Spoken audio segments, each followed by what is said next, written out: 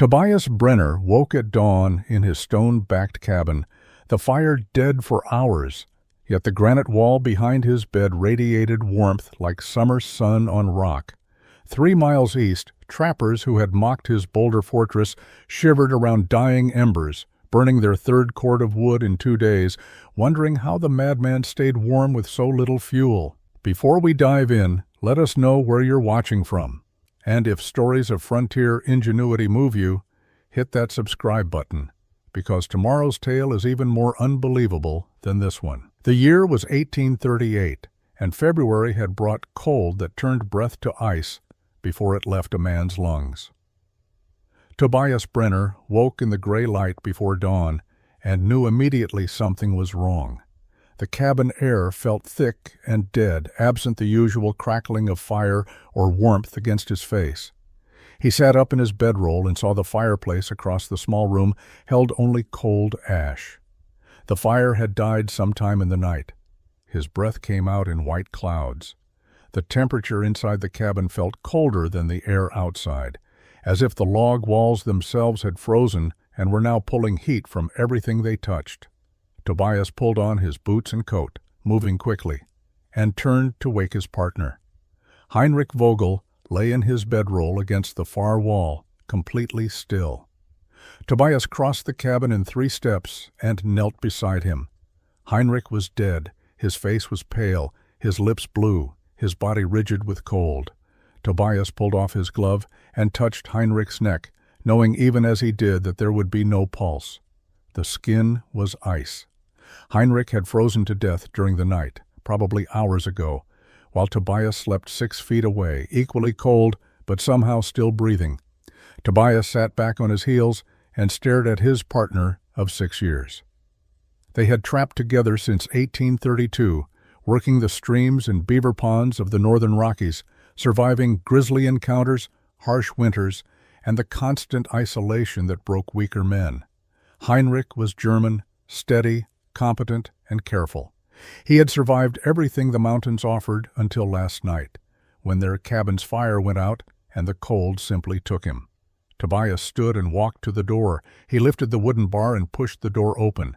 The outside air hit his face, cold and sharp, but not as cold as the air inside the cabin. That registered with terrible clarity. The cabin was colder than the wilderness. The structure they had built to protect them had become a trap that held cold inside its walls. He stepped outside and looked at the small log structure. It was typical frontier building, the same design every trapper used. Logs notched at corners, stacked horizontally, chinked with moss and mud. A single door, one small window covered with oiled rawhide, a bark and pole roof. The cabin had seemed adequate when they built it. Tobias walked around the structure slowly. The chinking between logs had cracked and fallen out in places. The door hung slightly crooked on its leather hinges. The window covering flapped loosely. But even without those flaws, the fundamental problem was obvious. The cabin had no ability to hold heat. Heat from the fire escaped through every gap, radiating away into the night. Within 2 hours of a fire dying, the cabin became a wooden icebox. Heinrich Vogel had frozen to death because their cabin was built wrong. That realization settled into Tobias's mind with weight that felt physical. He returned inside and began preparing for a burial. But even as he worked, his mind was already moving past grief toward a single, obsessive question. How do you build a cabin that keeps men alive when the fire goes out? Tobias wrapped Heinrich's body in a wool blanket and tied it with rope. The ground was frozen too hard to dig, so he built a cairn instead. He selected a hillside overlooking the creek where they had run their trap lines for 2 seasons, a place Heinrich had mentioned once as beautiful. The comment had been brief, just 3 words while checking a beaver dam, but Tobias remembered it. He carried the body up the slope, his boots breaking through crusty snow with each step. The work took an hour. At the top, he cleared snow from a flat area and began gathering stones. The boulder field nearby provided plenty of material. He hauled rocks ranging from fist-sized to larger than his head, stacking them carefully to create a foundation. As he worked, his hands touched stone after stone, and he noticed something unusual. The boulders that had been exposed to yesterday's sun felt warmer than the air around them. Not hot, but noticeably less cold than the shaded rocks or the snow-covered ground. He pressed his bare palm against a large granite boulder that faced south. The stone held warmth, subtle but unmistakable, despite the freezing temperature and the fact that the sun had set hours ago. He filed the observation away and continued building the cairn. It took most of the day. He placed Heinrich's body in the center and covered it completely with stones, building the pile high enough that animals could not disturb it. He spoke no words over the grave. Heinrich had not been religious, and Tobias did not know what to say that would matter. He stood there for several minutes in silence, then walked back down to the cabin. That night was the worst of his life. He rebuilt the fire and kept it burning high, feeding logs constantly. The cabin warmed, but his mind would not settle. Every sound made him flinch. The pop and crack of burning wood sounded like footsteps. The wind against the walls sounded like breathing. He lay in his bedroll, staring at the fireplace, terrified that if he fell asleep the fire would die and he would freeze like Heinrich had. Around midnight, he gave up trying to sleep. He sat up and fed the fire again, then wrapped a blanket around his shoulders and began thinking systematically about what had killed his partner. The fire had gone out. That was the immediate cause. But why had the fire going out been fatal? Other cabins had fires go out. Men woke cold and uncomfortable, but they did not die. He thought about the temperature inside the cabin when he had woken that morning. Colder than outside, that was the key.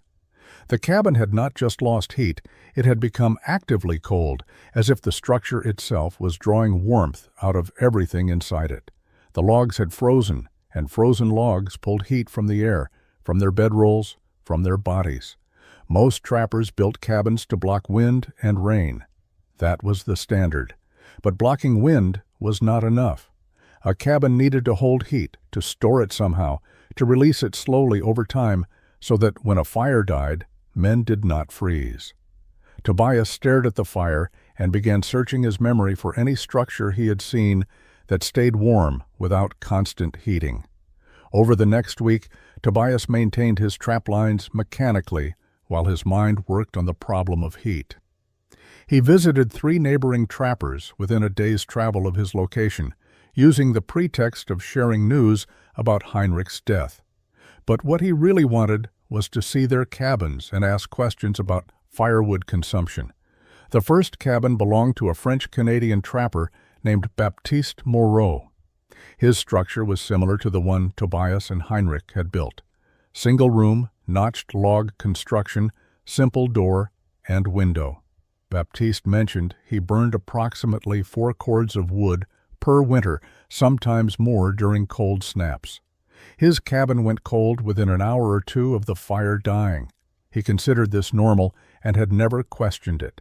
The second cabin belonged to Silas Kettner, a surly Pennsylvania man who had been trapping the Rockies for a decade. Silas was older, more experienced, and deeply skeptical of anything that deviated from established practice. His cabin was better built than most, with tighter chinking and a more substantial door. But his firewood consumption was even higher than Baptiste's. He burned 5 cords per winter and complained constantly about the labor of cutting and hauling wood. When Tobias asked if his cabin stayed warm overnight, Silas laughed bitterly and said nothing. Stayed warm in the mountains, except a man standing in flames. The third cabin belonged to 2 brothers, Owen and Peter Ashford, who trapped together. Their structure was the worst Tobias had seen. Gaps between logs were wide enough to see daylight through. The door was poorly fitted. The roof leaked. They burned wood constantly and were perpetually cold. They had nearly abandoned their winter trapping because they spent more time gathering firewood than checking traps. Tobias returned to his own cabin with a clear understanding. Every trapper faced the same problem. Cabins provided shelter from wind and precipitation, but they offered no thermal retention. Heat escaped as quickly as it was produced. Maintaining.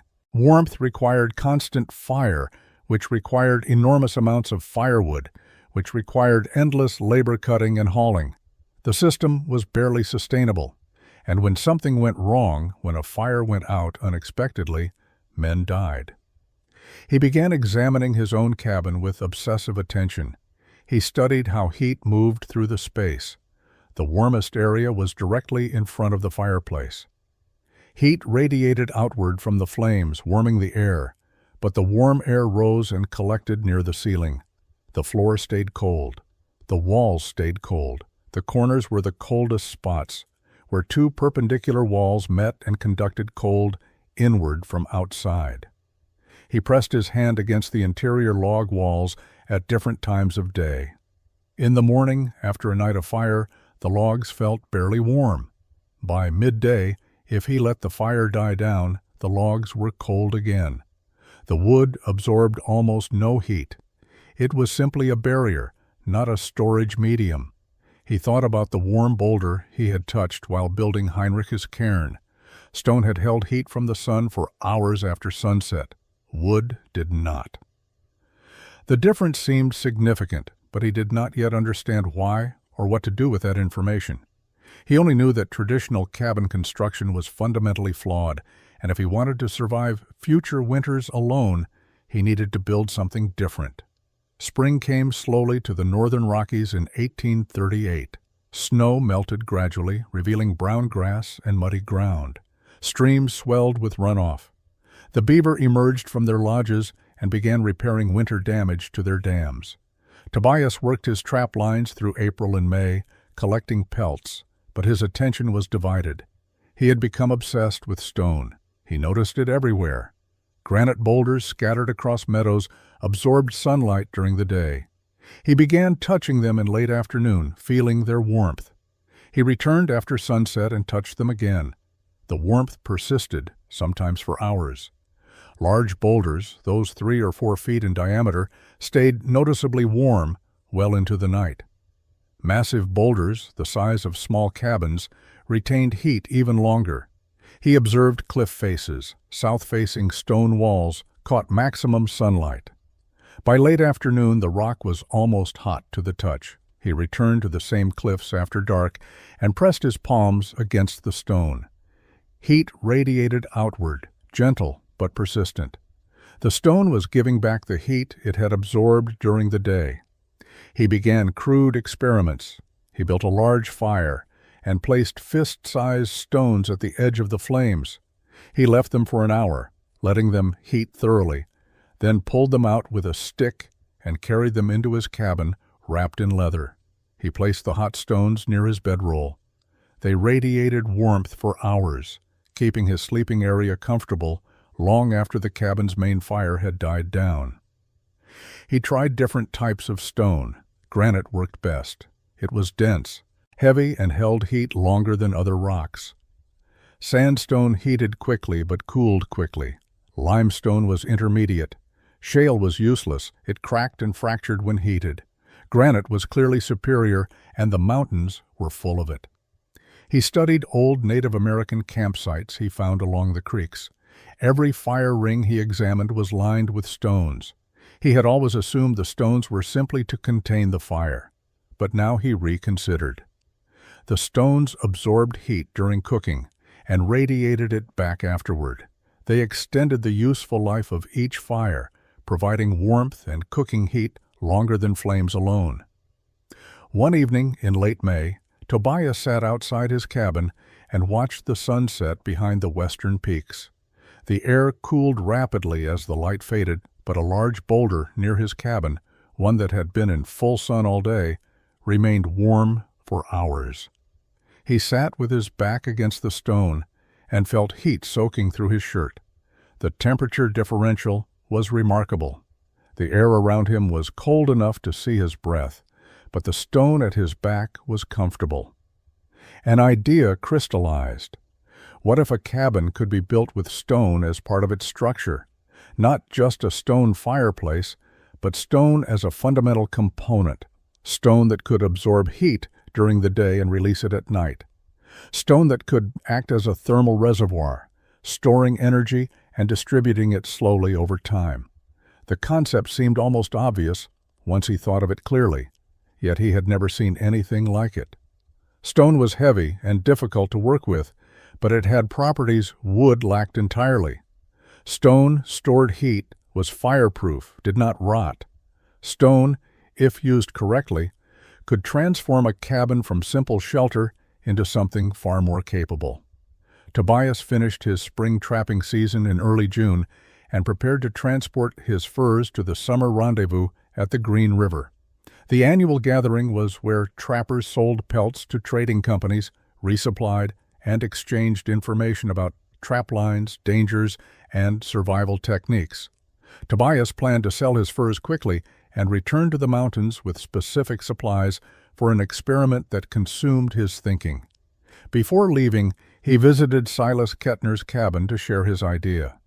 Silas was the most experienced trapper in the region, and Tobias wanted feedback from someone who understood mountain survival. He found Silas working on a new trap, shaping the iron jaws with a file. Tobias explained his plan. He would build a new cabin, but not in the traditional way.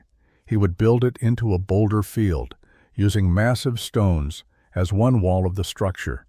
The stone would absorb heat from fires during the day and radiate it back at night, creating a natural heat storage system that would keep the cabin warm for hours after flames died.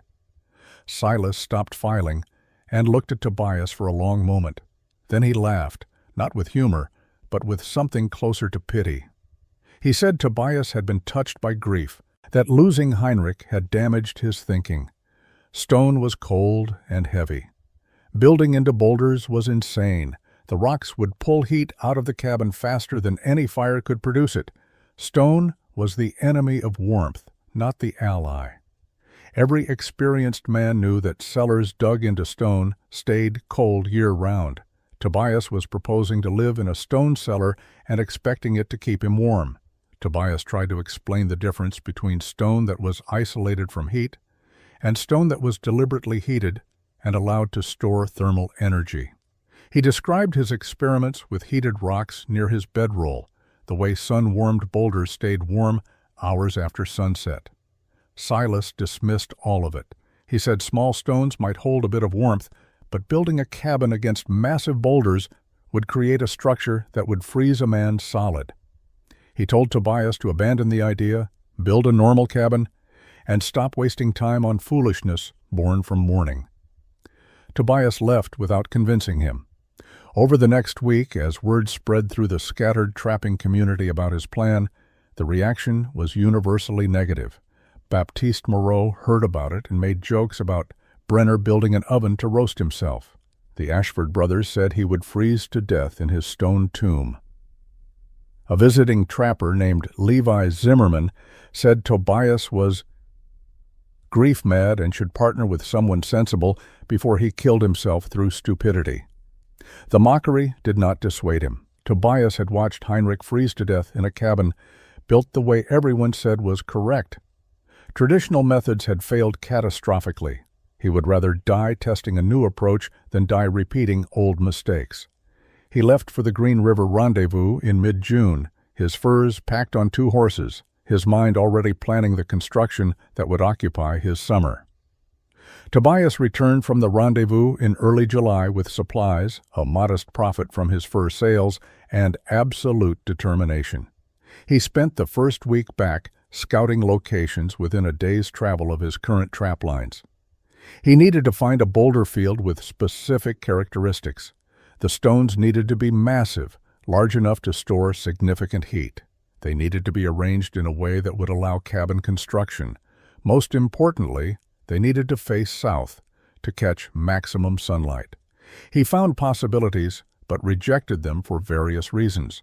One boulder field was too exposed to wind.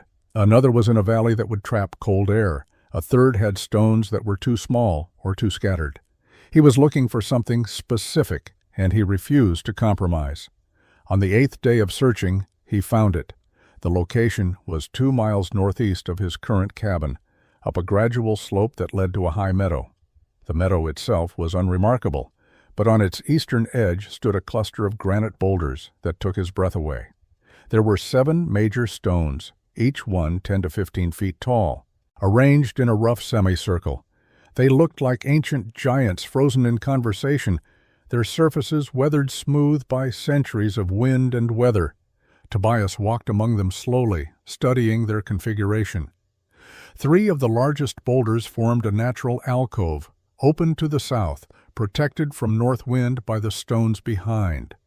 The gap between the boulders was approximately 12 feet wide and 8 feet deep. It was perfect. He could build a cabin into this space, using the boulders as the back and partial side walls. The stone would be part of the structure, not just adjacent to it. He examined the ground. It was relatively level, with decent drainage. The soil was thin, but sufficient for foundation work. The location was higher than his current cabin, which meant colder in winter, but also drier and with better visibility. He could see approaching weather, animals, or visitors from this vantage point. The surrounding forest provided adequate timber for construction. Pine and spruce grew thick on the slopes below the meadow. He would need to haul logs uphill, which would be labor-intensive, but the timber quality was good. Water was a concern. The nearest creek was a quarter-mile downslope. Hauling water would be a daily chore, but the trade-off was acceptable for the advantages the location provided. Most importantly, the boulders faced south-southwest, perfect for catching afternoon sun. During summer, the stones would receive direct sunlight from midday until sunset.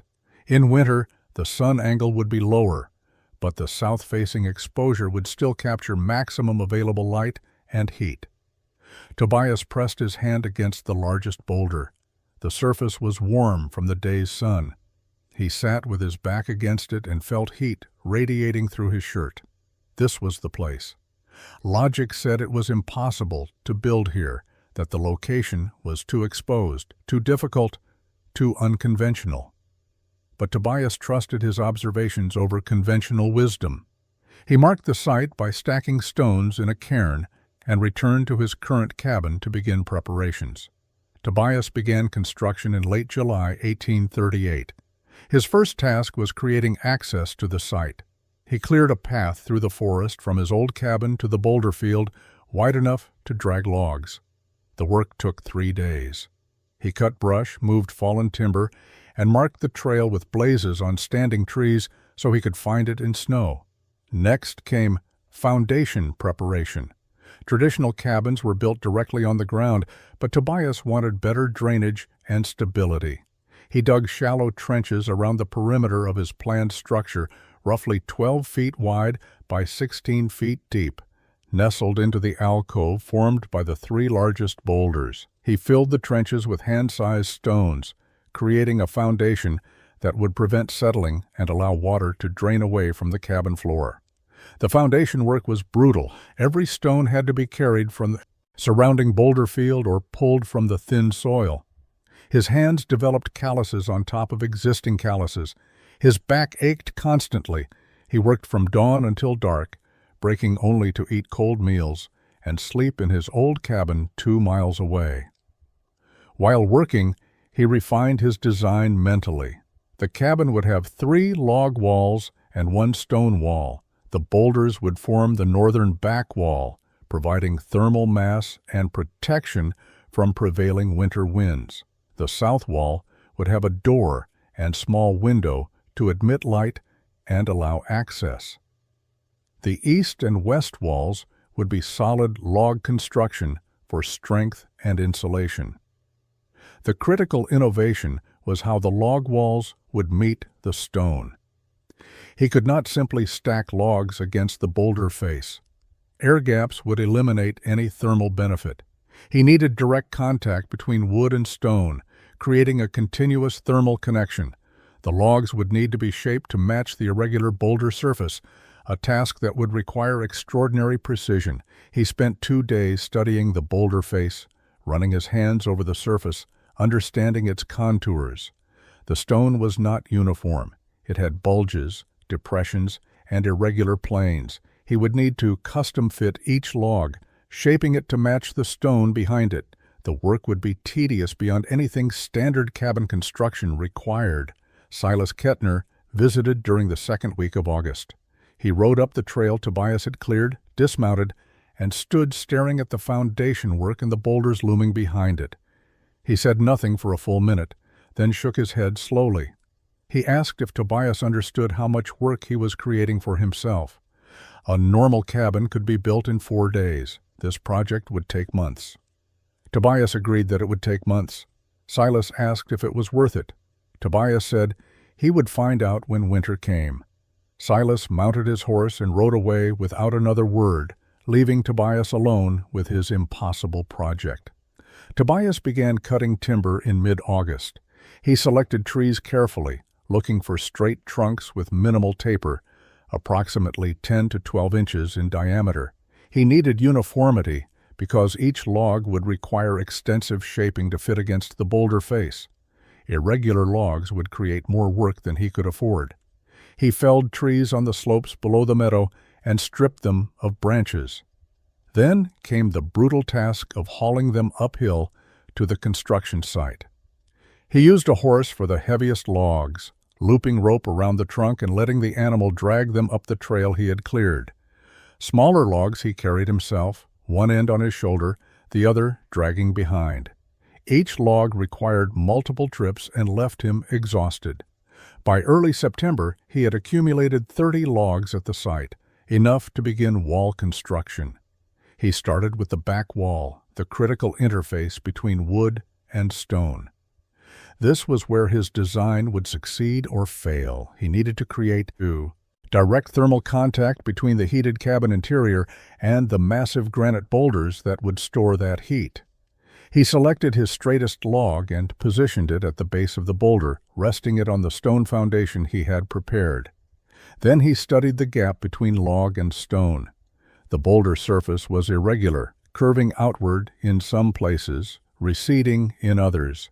The gap varied from 2 inches to nearly 6 inches along the log's length. Standard construction would accept this gap and fill it with chinking. Tobias rejected that approach.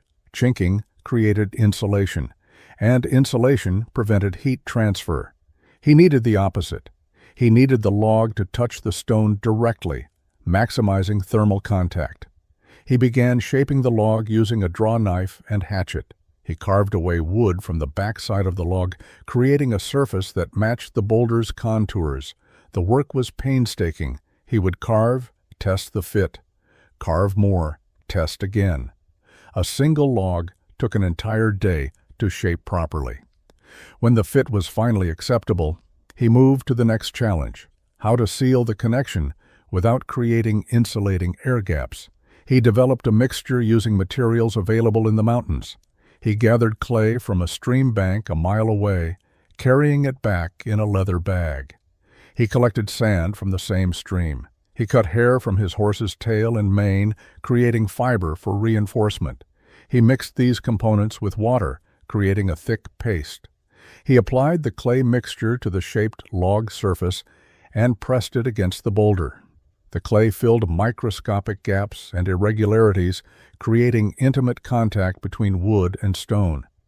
As it dried over the following days, it hardened into a substance that was neither pure clay nor mortar, but something in between, flexible enough to accommodate minor wood movement, but rigid enough to maintain thermal connection. He repeated this process for each log in the back wall, shaped the log to match the boulder contour, apply clay mixture, position the log, allow it to set.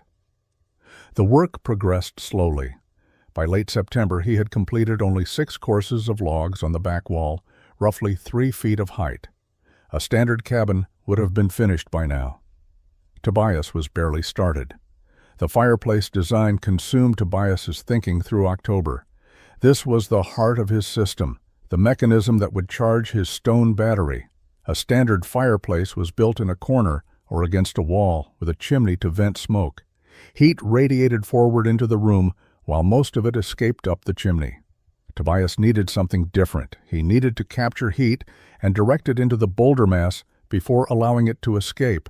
He decided to build the fireplace directly against the shared stone wall, integrated with the boulder face itself. The firebox would sit at the junction of wood and stone, allowing flames to heat both the cabin air and the rock simultaneously. But simply placing a fire against stone was not enough. He needed to maximize heat transfer. He designed a system of channels, narrow passages that would allow hot air to circulate behind and through the stone interface before venting through the chimney. The concept was similar to how some European masonry heaters worked, though Tobias had never seen one. He was reasoning from first principles, understanding that hot air rises and that stone absorbs heat from air that contacts it. He began construction by creating a firebox using flat stones he had collected and shaped. The firebox was larger than standard, approximately 3 feet wide and 2 feet deep. The back wall of the firebox was the boulder face itself, exposed and ready to absorb heat directly from flames. The sides and front were built up with carefully fitted stones, creating a chamber that would contain fire while directing heat appropriately. Above the firebox, he built channels, using thin, flat stones as baffles. The channels created a maze that forced hot air to travel horizontally along the boulder face before rising vertically to the chimney. As hot air moved through these passages, it contacted stone surface area, transferring heat through convection. The more contact time between hot air and stone, the more heat would transfer to the thermal mass. The construction was complex and required multiple attempts to get right. He built sections, tested them with small fires, observed how smoke moved, then rebuilt when the flow was not optimal. He needed to balance draft, ensuring smoke would vent properly, with heat capture, ensuring maximum thermal transfer before venting occurred. By early November, the fireplace system was complete. The structure included the large firebox, the heat circulation channels behind the stone interface, and a chimney that extended above the roofline he planned to build. The system was untested with a real fire in cold conditions, but the engineering seemed sound. He continued work on the walls throughout November. The side walls went up faster than the back wall because they did not require the same precision fitting. He used traditional notched corner construction for these walls, though he was more careful than most trappers about selecting uniform logs and minimizing gaps. The front wall presented its own challenge. He needed a door and window, which meant creating openings in the log structure while maintaining strength. He framed the door opening with especially thick logs, creating a robust frame that would support the weight above it. The window he positioned high on the wall, small and defensible, following principles he had learned from observing fortified structures at the rendezvous. December arrived with the first serious snowfall. Tobias had 3 walls completed and the roof frame partially in place. Traditional wisdom said to stop construction during winter, but he could not afford to wait. His old cabin was too cold, and he needed to test his new design before. Another winter passed.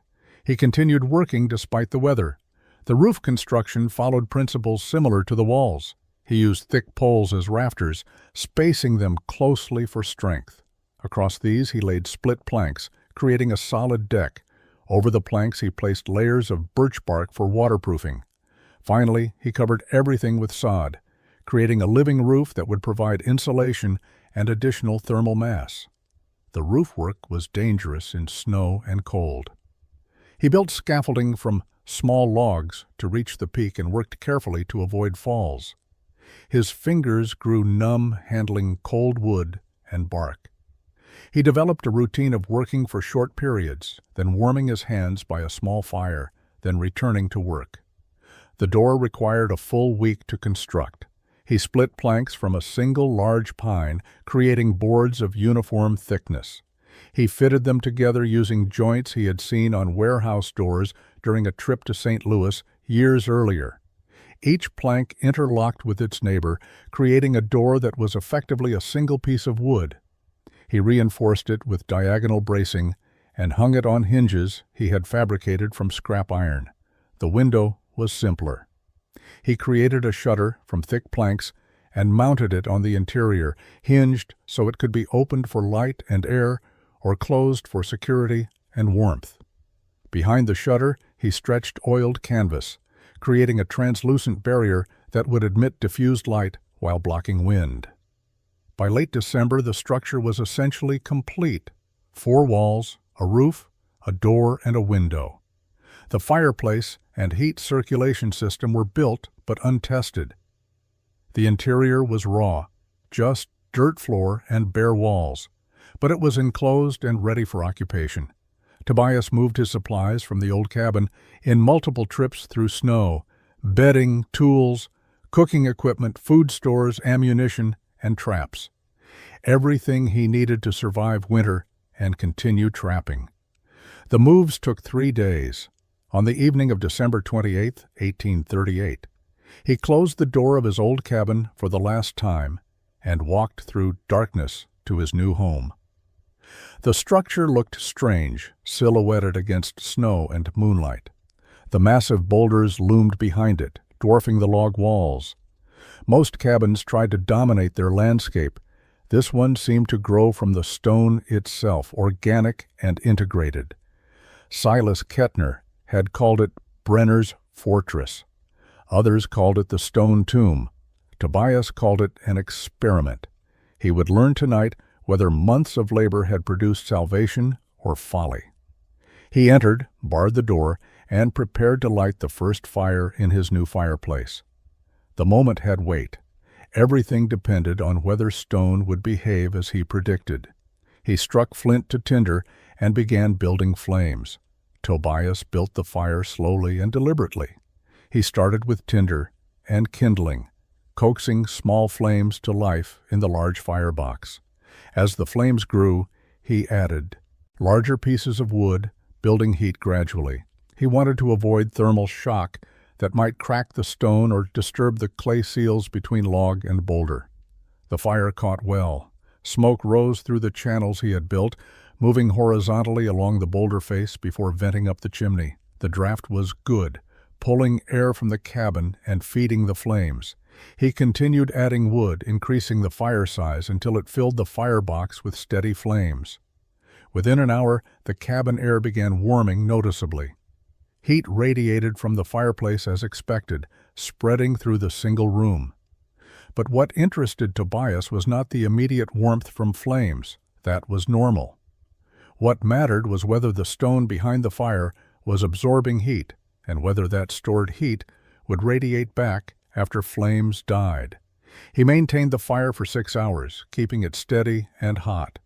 He fed logs regularly, ensuring consistent heat output. As evening progressed, he occasionally touched the log wall that contacted the boulder.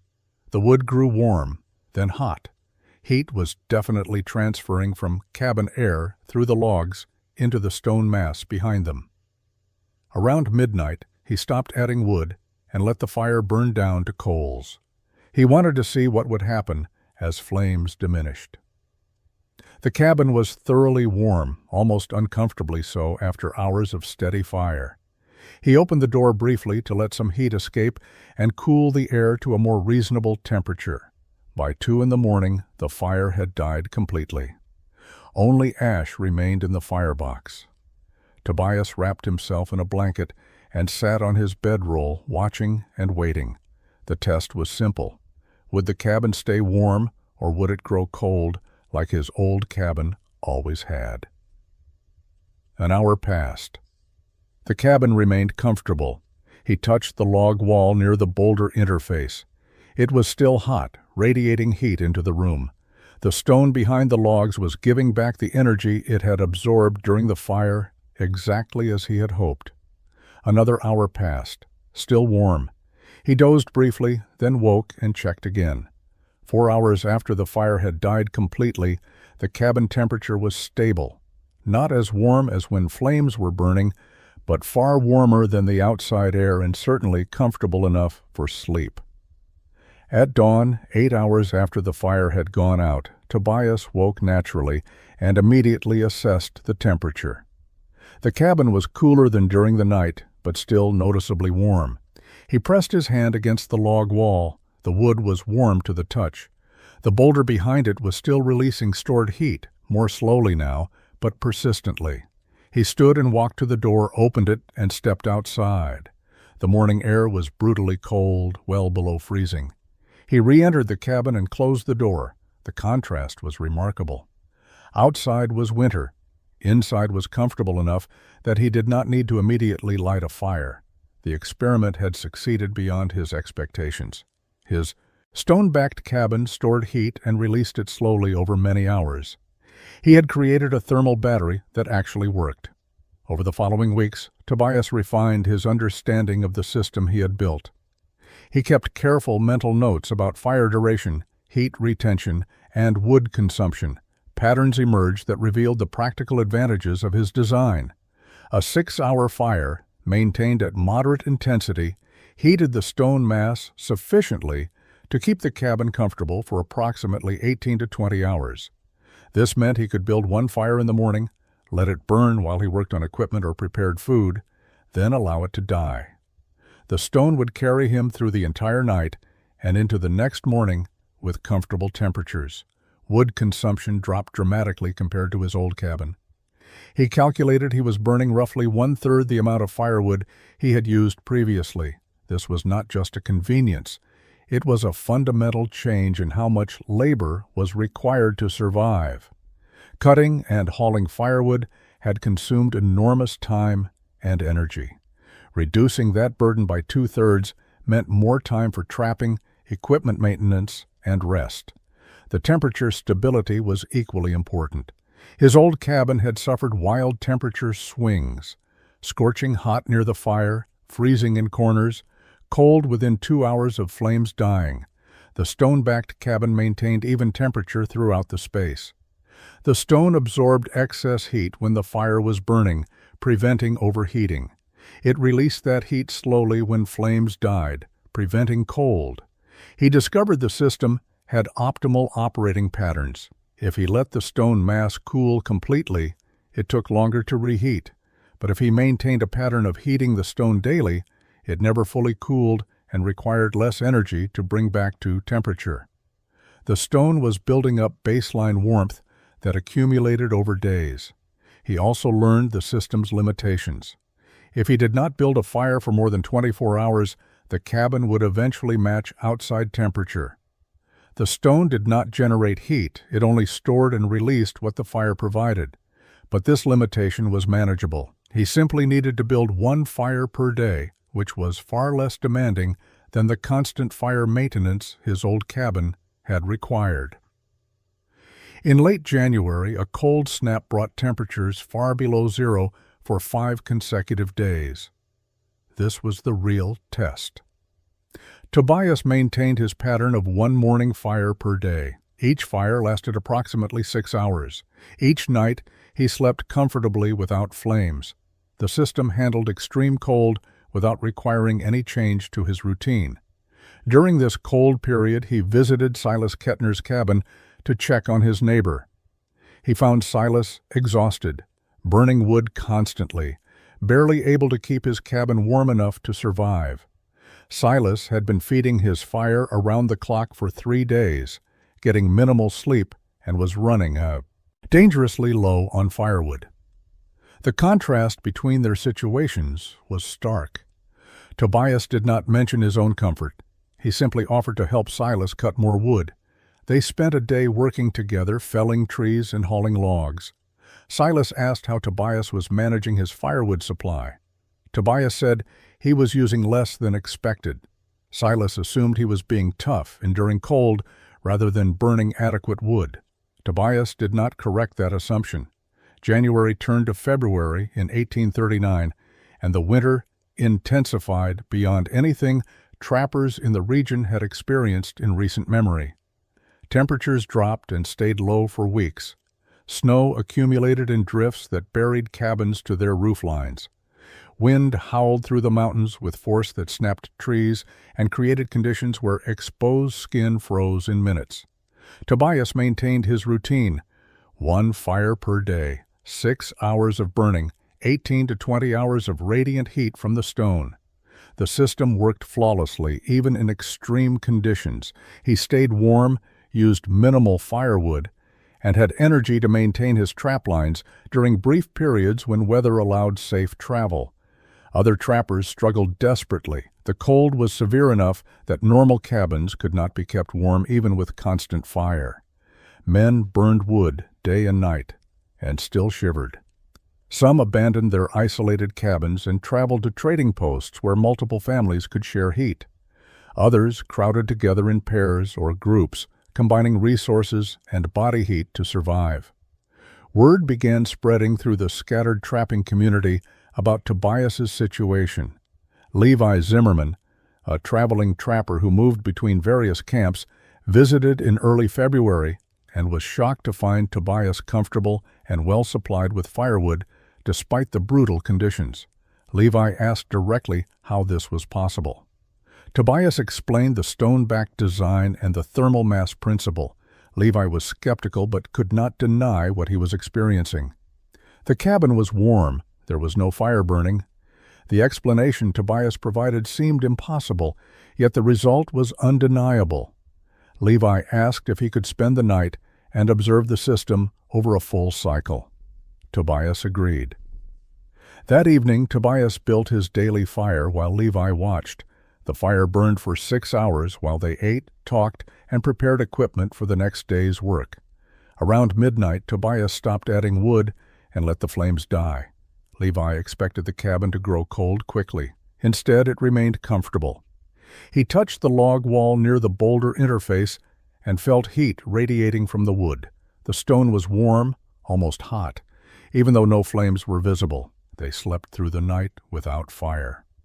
At dawn, the cabin was still warm enough that Levi woke comfortable. He had spent enough winters in the mountains to recognize how extraordinary this was. A cabin with no fire for 8 hours, in temperatures far below zero, remaining warm. Enough for comfortable sleep. It should not be possible, yet it was happening. Levi left that morning and visited Silas Kettner 2 days later.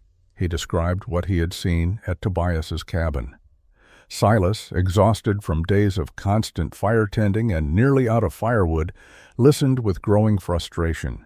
He had called Tobias's plan insane. He had predicted the stone would freeze him. Now Levi was reporting that Tobias was thriving while everyone else barely survived. On February 15, 1839, during a blizzard that reduced visibility to arm's length, Silas Kettner appeared at Tobias's door. He was half frozen, stumbling, his face gray with cold. Tobias pulled him inside immediately and helped him to the fireplace. Silas collapsed near the stone wall, shaking uncontrollably. Tobias added wood to the coals remaining from his morning fire and built up flames. He wrapped Silas in blankets and forced him to drink hot water. It took 20 minutes before Silas could speak coherently. When he did, the story emerged in broken pieces. Silas had left his cabin at dawn to check trap lines before the storm worsened. The weather had deteriorated faster than expected, and by the time he realized his mistake, he was disoriented and struggling through deep snow. He eventually found his way back, but the journey took 6 hours instead of the expected 2. When he reached his cabin, he found his fire had gone out. Everything inside was frozen. His water supply was solid ice. His food stores were frozen hard. Most critically, his fire-starting materials were damp from condensation that had frozen and then melted as the cabin temperature fluctuated. He spent 2 hours trying to restart his fire, failing repeatedly as his fingers grew numb and his body temperature dropped. He realized he was dying. Alone in his cabin, with all the materials for fire and survival surrounding him, he was freezing to death because he could not generate heat fast enough to overcome the cold. His cabin had become a trap, just as Tobias's old cabin had trapped Heinrich. In desperation, he abandoned his cabin and traveled through the blizzard to the only place he knew might offer warmth. He had mocked Tobias's stone-backed design. He had called it a tomb and predicted it would kill him. But now he was gambling his life that Tobias's impossible cabin would save him. Tobias asked no questions about the mockery or the skepticism. He simply provided warmth, food, and shelter. Silas spent 2 days recovering in the stone-backed cabin, experiencing firsthand what Tobias had tried to explain months earlier. The cabin stayed warm with minimal fire. The temperature was stable and comfortable. The stone radiated heat gently and persistently. On the second evening, Silas finally spoke about what he was experiencing. He said he had been wrong. He had dismissed Tobias's ideas based on conventional understanding, but conventional understanding was incomplete. Stone did not have to be cold. If stone was deliberately heated and given time to absorb energy, it became something different. It became a reservoir that could sustain life when flames could not. He asked how Tobias had known this would work. Tobias said he had not known. He had observed, experimented, and reasoned. But knowledge came only through building and testing. Theory was meaningless without practical validation. Silas listened quietly, staring at the stone wall that had saved his life, understanding that he had witnessed something that would change how men survived in the mountains. Spring arrived late in 1839. Snow persisted through March, and temperatures stayed cold into April. But as conditions moderated and trappers emerged from their winter isolation, visitors began appearing at Tobias's cabin. Word had spread. The man who built into Boulders had survived the brutal winter comfortably, while others had nearly died. People wanted to understand how. Baptiste Moreau arrived in mid-April. He was direct in his questions. How thick were the logs? How did they contact the stone? What was the clay mixture composition? How large was the firebox? How were the heat channels constructed? Tobias answered every question patiently, explaining principles as clearly as he could. The challenge was that Tobias was not a teacher. He was a trapper who had solved a problem through observation and experimentation. Translating that into instructions others could follow required different skills. He found himself drawing diagrams in dirt, using sticks to illustrate log placement and stone contact. He explained thermal mass by analogy, comparing stone to a water barrel that could be filled slowly and emptied slowly. Some men understood immediately. Others struggled with concepts that contradicted their experience. Stone was cold, they insisted. How could cold stone make a cabin warm? Tobias explained that stone was not inherently cold. Stone simply matched the temperature of its surroundings. If surrounded by cold air, stone was cold. If heated deliberately, stone became hot and stayed hot longer than wood or air. The Ashford brothers visited in early May. They were interested but overwhelmed by the complexity. Their carpentry skills were basic, and the precision required for fitting logs to irregular boulder surfaces seemed beyond their ability. Tobias acknowledged that the construction was difficult. He had spent 4 months building his cabin. A simpler version might be possible, he suggested. Even partial stone contact would provide some thermal benefit. By late May, Tobias had explained his system to a dozen trappers. Some dismissed it as too much work. Others were interested but unsure where to find suitable boulder fields. A few were genuinely committed to trying the technique when they built new cabins or rebuilt existing ones. Amos Reinhardt was among the committed few. He was a methodical German immigrant who had trapped the Wind River Range for 8 years. He listened to Tobias's explanation, asked detailed questions, and announced he would build a stone-backed cabin before next winter. He asked if Tobias would visit his chosen site and provide advice. Tobias agreed. In June, Tobias traveled 3 days to Amos's trapline territory. Together, they scouted locations and found a suitable boulder outcropping on a south-facing slope. The stones were not as large as Tobias's cluster, but they were adequate. Tobias helped Amos plan the layout, explaining how to maximize stone contact and design the fireplace system. He stayed 4 days, helping with initial foundation work and demonstrating log shaping techniques. When he left, Amos had a clear understanding of what needed to be done. Whether he would succeed depended on his persistence and skill, but the knowledge had been transferred. The technique was no longer secret or unique to Tobias. It was spreading, slowly and quietly, through the community of men who needed it most. Over the next 4 years, from 1839 through 1843, variations of the stone-backed cabin design appeared across the northern Rocky Mountains. Each builder adapted the principle to local conditions and available materials, creating solutions that shared core concepts but differed in execution. Amos Reinhardt completed his cabin in the fall of 1839. His design used a smaller boulder outcropping, creating stone contact along only one wall rather than Tobias's three-sided stone embrace. His fireplace system was simpler, without the elaborate heat channels. But the fundamental principle worked. His cabin retained heat for 12 to 15 hours after fires died, a dramatic improvement over standard construction. A trapper named Jacob Schneider built into a cliff face near the Bitterroot Mountains. He constructed his cabin with its entire back wall against vertical stone, creating even more thermal mass contact than Tobias had achieved. His cabin performed exceptionally well, staying warm for more than 24 hours after a single fire. The trade-off was construction difficulty. Fitting logs to vertical stone required even more precision than Tobias's approach. Some trappers without access to natural boulder fields created artificial stone walls. They hauled rocks and built stone structures behind or beside their cabins, then designed fireplace systems to heat these constructed masses. The results were mixed. Small stone walls provided minimal benefit. Large stone walls required enormous labor to construct. But those who invested the effort created systems that worked nearly as well as natural boulder integration. The technique spread without formal documentation or organized teaching. It passed trapper to trapper through conversation and observation. Men who had seen working examples built their own versions. Those versions were observed by others who built modified versions. The design evolved organically, shaped by practical experience rather than theory. By 1842, the term stone-backed cabin was in common use among mountain men in the region.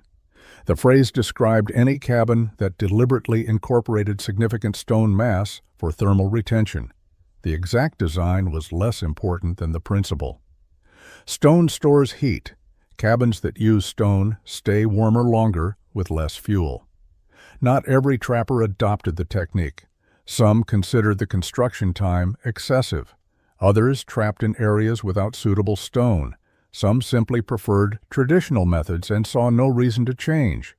But those who built stone-backed cabins consistently reported the same benefits: reduced firewood consumption, stable temperatures, comfortable winters, and significantly less labor maintaining fires.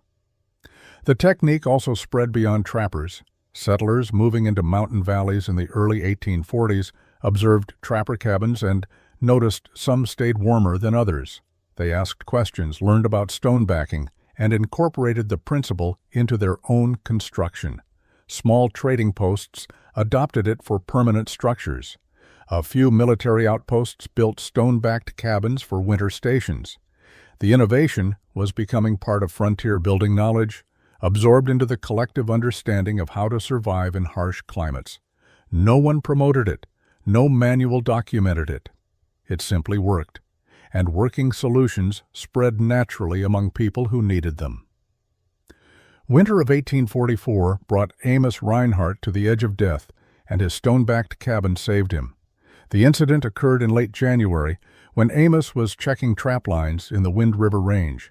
He was working a frozen stream bank where beaver had been active the previous fall. The ice beneath his feet gave way without warning, and he fell 8 feet onto rocks below. His left leg broke badly, the bone fracturing above the ankle. He heard the snap and felt immediate searing pain that made his vision blur. He lay on the frozen creek bed for several minutes, understanding with terrible clarity that he was in desperate circumstances. He was 3 miles from his cabin. The temperature was below zero. His leg would not support weight. He needed to move or die. He crawled. For 6 hours, he dragged himself across snow and ice, through forest and meadow, following landmarks he knew from months of travel. The pain was constant and overwhelming. Several times he lost consciousness briefly, waking to find himself face down in snow. He kept moving because stopping meant freezing. He reached his cabin after dark, pulled himself up the single step to his door, and collapsed inside. He managed to bar the door and drag himself to his bedroll before passing out completely. When he woke near midnight, he realized the full scope of his situation.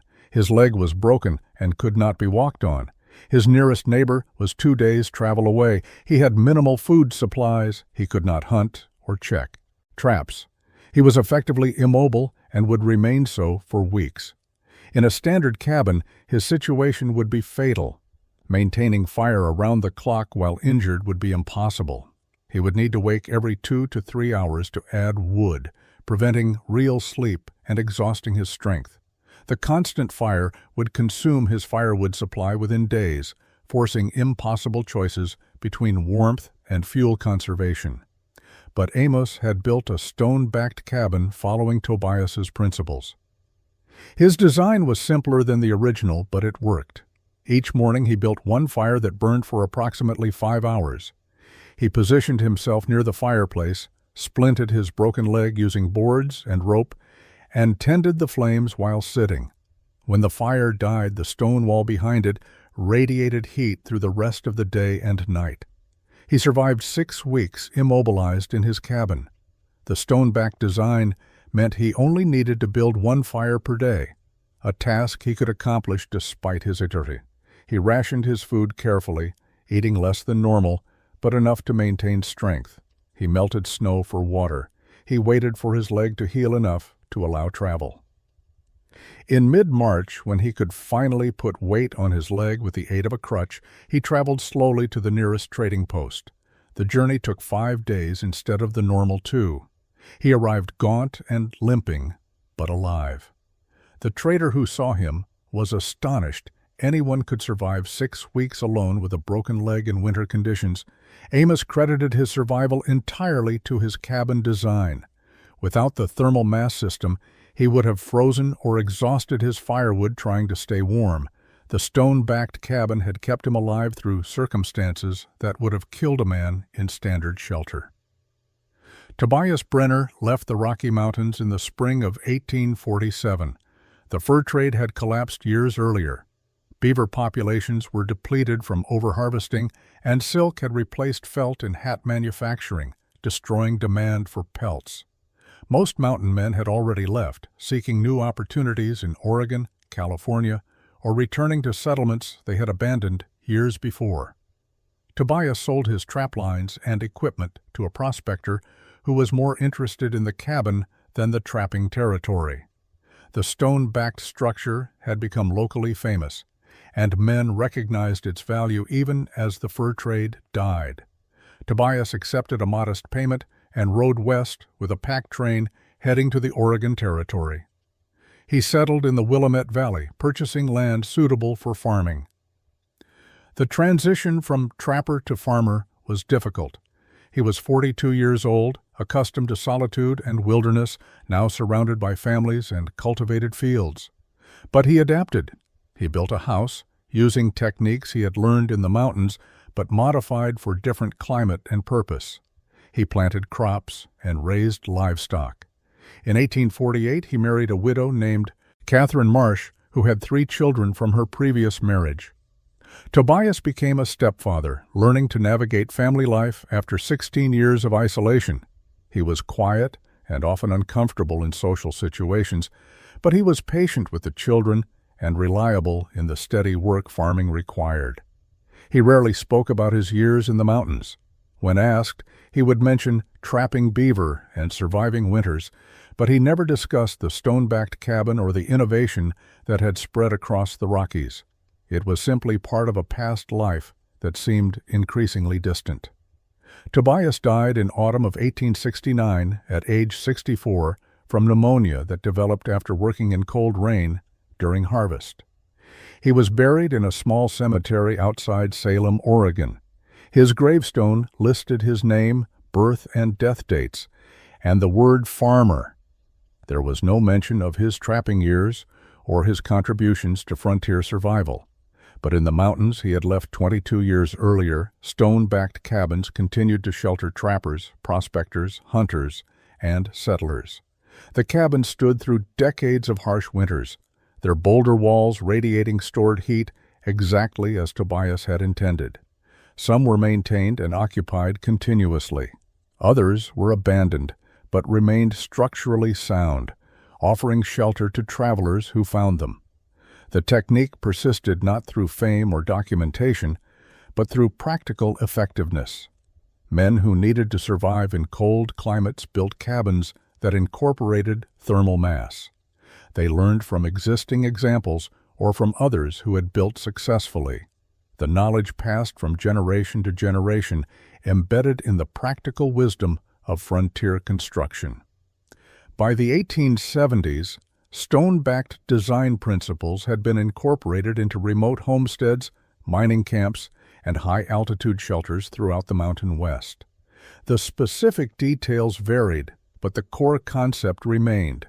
Stone stores heat, and structures that integrate stone stay warmer with less fuel.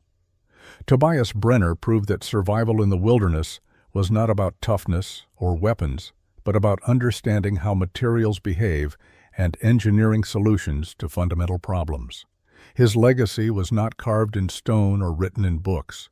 It was built into walls and foundations scattered across the Rocky Mountains, standing silent, radiating warmth, keeping people alive long after the man who discovered the principle had been forgotten.